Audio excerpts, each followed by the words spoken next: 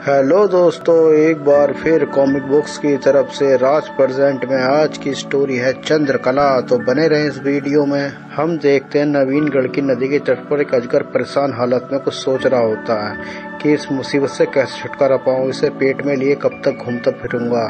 तभी उसे दूर एक लड़की लेटी हुई नजर आती है तो वो सोचता शायद वो मदद कर दे, मगर पास जाकर देखता तो वो बेहोश पड़ी रहती है। मगर अजगर पर नजर पड़ते ही भागने लगती है, अजगर उसे पकड़ लेता है। फिर अजगर उससे बोलता है, रुक जाओ बेटी, डरो मत, मैं तुम्हें कोई नुकसान नहीं पहुंचाऊंगा।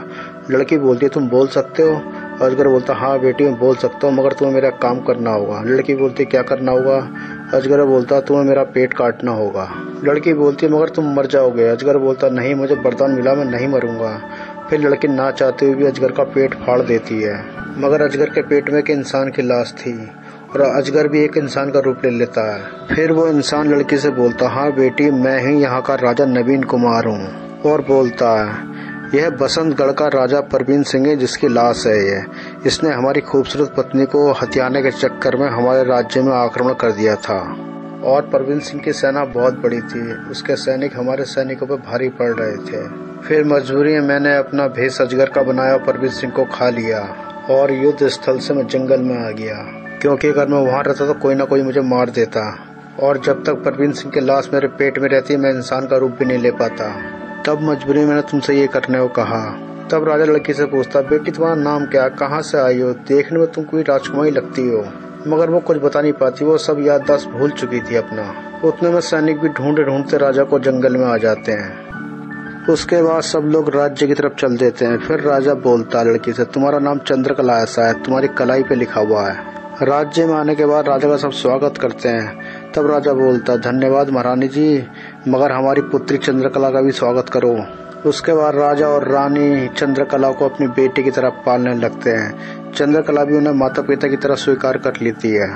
आधी रात को राजा के महल में दो डाकू घुस आते हैं और कहते हैं, राजकुमारी आइए, उसे चुरा लेते हैं। जैसे ही वो लुटेरे राजकुमारी के कमरे में घुसते हैं तो वो चीख जाते हैं सामने का दृश्य देखकर, जो कि एक चुड़ैल का था। उसके बाद चुड़ैल बोलती है, शिकार खुद चल के मेरे पास आ गया। उसके बाद उन दोनों को खा जाती है। अगले दिन बची कुची लाश महल के कोने में पड़ी रहती है। तब सेनापति आकर राजा को बता देता है कि यह किसी चुड़ैल ने खाया लगता है इसे। उसी रात चुड़ैल फिर निकलती है, इस बार चौकीदार को पकड़ लेती है और उसे खाती है।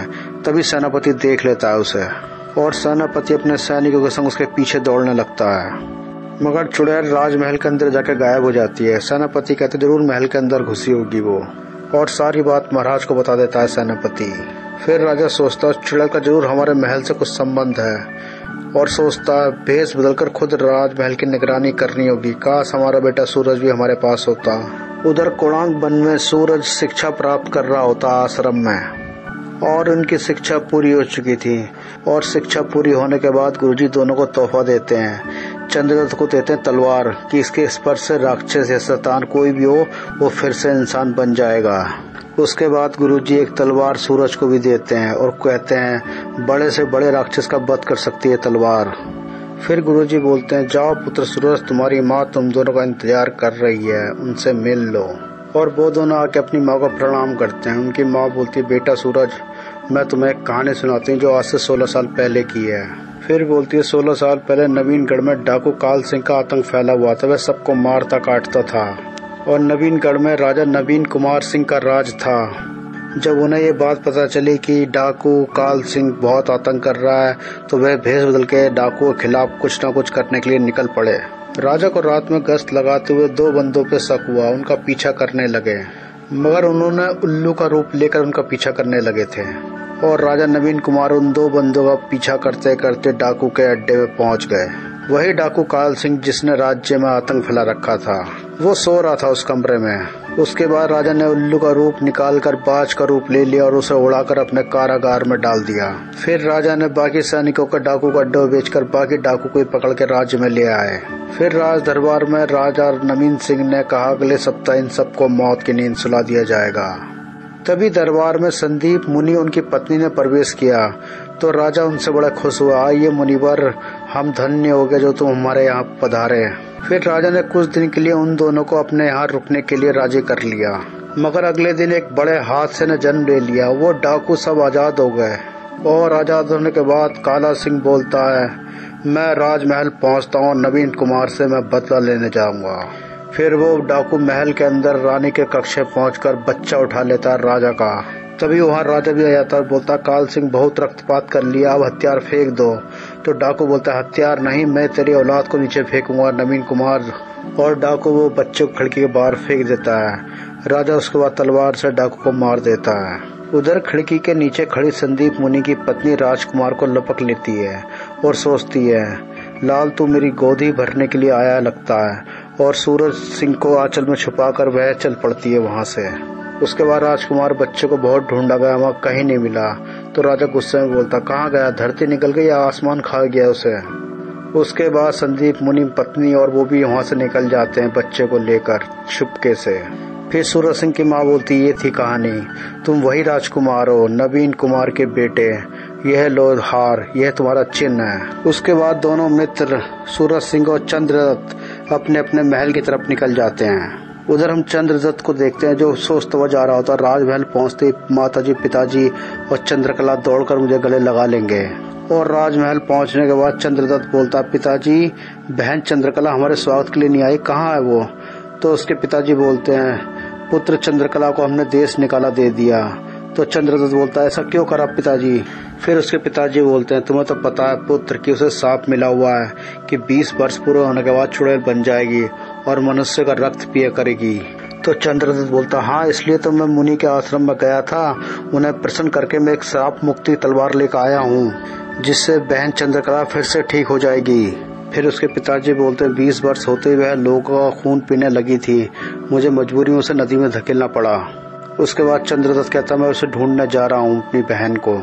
और चंद्रदत्त घोड़े में बैठकर निकल जाता अपनी बहन चंद्रकला की तलाश में। और हम उधर देखते हैं नवीनगढ़ में चुड़ैल का आतंक जोरों पे था, सब लोग परेशान थे, वह सबका खून पीने लगी थी।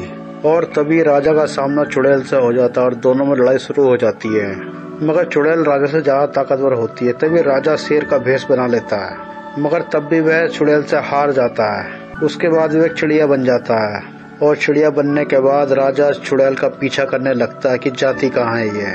और राजा का देखते देखते वह राजमहल के अंदर प्रवेश कर जाती है और राजकुमारी चंद्रकला के कक्ष में समा जाती है।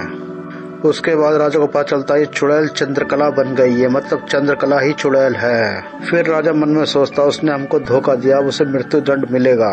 और अगले दिन दरबार में सारे सैनिक बोलते, महाराज अब हम रात में नगर में पहरा नहीं देंगे, हमें भी अपनी जान को खतरा है। तभी एक युवक बोलता, महाराज नगर में मैं रात को पहरा दूंगा। फिर राजा बोलता, कौन हो तुम युवक, क्या चाहते हो। तो वो व्यक्ति बोलता, महाराज मेरा नाम सूरज सिंह है, मैं आपकी सेना में नौकरी करना चाहता हूँ। और राजा उस युवक से खुश होता, उसकी नौकरी पक्की कर देता है। फिर राजा बोलता, हमारे राज्य में जिस चुड़ैल ने आतंक मचाया था मैं उसे पहचान गया हूँ और उसे आज मृत्यु दंड मिलेगा। और हर कोई जानना चाहता था कि वो चुड़ैल का नाम क्या है, कौन है वो। फिर राजा बोलते हैं, राजकुमारी चंद्रकला को यहाँ लाया जाए। फिर राजकुमारी चंद्रकला दरबार में आ जाती है और पूछती है, कैसे याद करा महाराज मुझे। उसके बाद राजा बोलते हैं, दुष्ट तू ही चुड़ैल है जो राज्य में तबाही कर रही है। सब लोगों को यकीन नहीं होता कि ऐसा भी हो सकता है, चंद्रकला चुड़ैल कैसे बन सकती है। उसके बाद चंद्रकला सभी लोगों के सामने चुड़ैल बन जाती है और बोलती है, राजा अब तू जान ही गया तो मेरा यहाँ काम खत्म हो गया, अब ये राज्य मुझे छोड़ना पड़ेगा। तब राजा तलवार उठा के बोलता, नहीं चुड़ैल मैं तुझे जाने दूंगा, मैं तुझे मौत के घाट उतार दूंगा। तभी वो चुड़ैल एक जोरदार मुक्का राजा के मारती है तो सूरज सिंह बोल जाता है, पिताजी। राजा पिताजी का नाम सुनकर चौंक जाते हैं सूरज के मुंह से। तभी सूरज बोलता है, हट जाइए पिताजी, इस चुड़ैल चंद्रकला को मैं अभी मौत के घाट उतारता हूँ। दरबार में चंद्रदत्त भी होता है, वह पहचान लेता है शायद ये चंद्रकला मेरी बहन ही तो नहीं है। और उसके बाद सूरज सिंह तलवार लेकर चंद्रकला पर टूटता है, मगर तभी चंद्रदत्त बोलता, रुक जाओ दोस्त, सूरज चंद्रकला मेरी बहन है। तो सूरज बोलता, तुम्हारी बहन। मगर सूरज बोलता, नहीं चंद्रदत्त, यह एक चुड़ैल, इसे मारना ही होगा। तब चंद्रदत्त बोलता, नहीं सूरज, ये सिर्फ मेरी बहन है, मैं इसे तलवार से छूकर से ठीक कर लूंगा। सूरज बोलता, किंतु इसने मेरे पिता को घायल किया, इसे राज्य मृत्युदंड मिलेगा ही। तब चंद्रदत्त बोलता, तो इस फैसले के लिए तुम्हें मुझसे युद्ध करना होगा। तभी वो चुड़ैल बोलती है, भैया इसे छोड़ना मत, यह सब तुम्हारी प्यारी बहन का लहू के प्यासे हो रहे हैं। चंद्रदत्त बोलता, हाँ बहन तू फिक्र मत कर, मैं तेरे को सही सलामत यहाँ से ले जाऊंगा। मगर चंद्रकला मन में सोच रही थी, मुझे ले जाएगा, फिर मैं इंसान बना देगा, तो फिर मैं लहू कहाँ से पीऊंगी पगला कहीं का। और उसके बाद चंद्रदत्त और सूरज सिंह आपस में लड़ने लगते हैं, मगर तभी चंद्रकला सूरज की गर्दन पकड़ लेती है और बोलती है, अब क्या करेगा पुत्र, तलवार भी तेरे पास नहीं है। तभी चंद्रदत्त बोलता, बहन इसे छोड़ दे, हार जीत का फैसला हम दोनों को बीच होना चाहिए। और चंद्रकला बोलती, नहीं, मैं तो इसका खून पी कर ही रहूंगी। और जैसी चंद्रकला सूरज सिंह के गर्दन पर दांत गाड़ती है, तभी चंद्रदत्त तलवार चंद्रकला के पेट में घुसेड़ देता है और चंद्रकला चुड़ैल से इंसान बन जाती है। तब चंद्रदत्त दुखी होकर बोलता, बहन मैंने तुझे इंसान तो बना दिया, परंतु बहुत देर हो गई क्योंकि चंद्रकला मर चुकी थी। उसके बाद सूरज सिंह चंद्रदत्त को संभालते हैं, फिर दोनों आपस में गले लगते हैं, सब कुछ भूल जाते हैं। फिर सूरज सिंह की असली माँ सूरज को देख के बहुत खुश होती है। और इसी के साथ आज की स्टोरी खत्म होती है। चैनल को प्लीज लाइक और सब्सक्राइब जरूर करें ताकि आगे की वीडियो आपके पास पहुंचती रहे। तब तक के लिए गुड बाय।